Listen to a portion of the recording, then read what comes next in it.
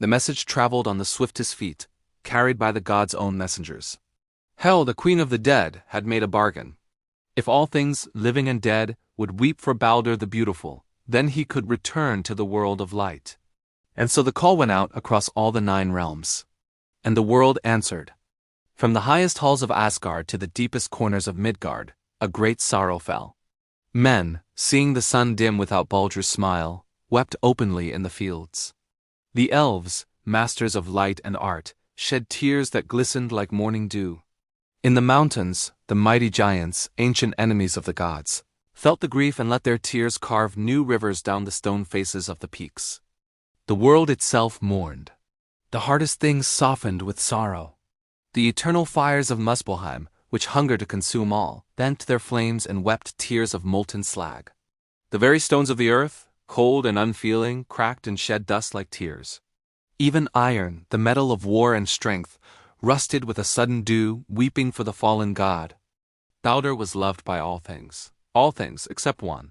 Far away, in a dark and lonely cave, the messengers found a giantess. Her name was Thuk. She sat alone, shrouded in shadow, her heart a piece of ice. While the world grieved, she remained unmoved. The messengers pleaded, explaining the bargain, the hope for Baldr's return. But Thuk would not cry. She would not mourn. "Let Hel keep what she has," she said, her voice like grinding stones. And with those few words, the bargain was broken. One refusal was enough. Hope for Baldr's return died, not with a great battle, but with a quiet, cold whisper in a dark cave. Baldr would remain in the land of the dead.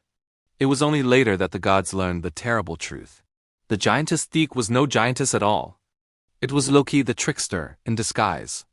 It was his final, most cutting betrayal. The one who had started the tragedy now ensured it would never be undone. The gods' grief turned to a terrible, focused rage. Loki had gone too far. Their hunt was about to begin, and the punishment they devised would be a terror for the ages. To see what happens next, make sure you're subscribed and have notifications turned on. The story of Loki's binding is coming. Thanks for watching.